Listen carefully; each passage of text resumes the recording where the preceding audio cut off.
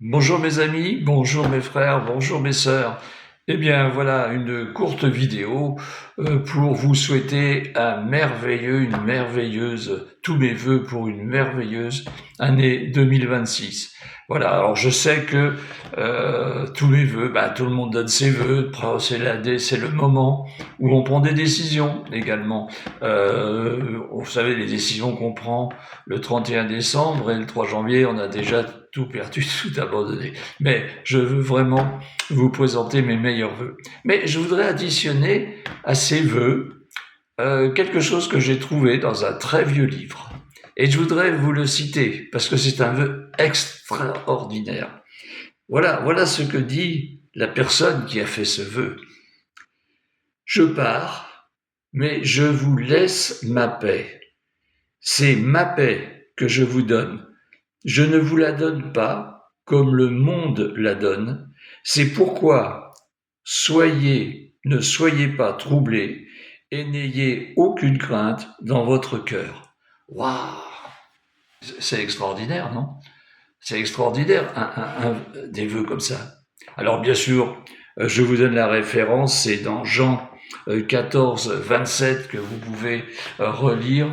Et je crois que vous pouvez prendre à cœur ces vœux qui sont absolument extraordinaires parce que la paix, qui peut nous donner la paix? Vous voyez, actuellement, dans les politiques, euh, on n'arrête pas de parler de paix.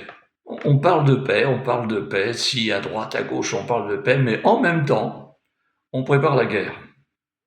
Oui, c'est un paradoxe.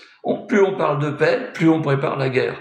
Alors, tout ça, c'est fait également pour que vous puissiez être mis dans la crainte et non pas dans le repos. Rappelez-vous, sur la mer de Galilée, quand il y a eu cette tempête extraordinaire, que les disciples croyaient être perdus, allaient être noyés, les vagues passaient au-dessus de la barque, et Jésus dormait. Jésus dormait. Vous imaginez quelle paix il a en lui, quelle paix formidable, quelle puissance de paix il a en lui. Et c'est cette puissance de paix qu'il nous propose. Alors, bien sûr, je crois que la France a besoin de paix. Le peuple français a besoin de paix. Et non pas qu'on le mette dans la crainte en parlant de guerre. On a besoin de paix, de lieu de paix. Et c'est cette paix que je suis incapable de vous amener, que les politiques sont incapables de vous amener, parce qu'ils n'ont pas la paix en eux. Par contre, Jésus nous la donne, cette paix, nous donne cette paix qu'il veut que nous ayons, nous, cette puissance de paix, de tranquillité, qu'il veut que nous ayons en nous, et que la France a besoin de cette paix.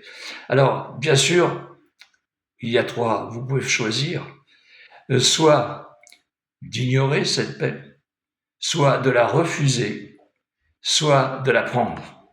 Et mon vœu, plus particulièrement pour cette année 2026, c'est que vous puissiez accepter cette paix en Jésus-Christ. Voilà, mes amis, mes frères, mes sœurs, ce que je voulais vous apporter en quelques mots pour cette année 2026. Bye bye!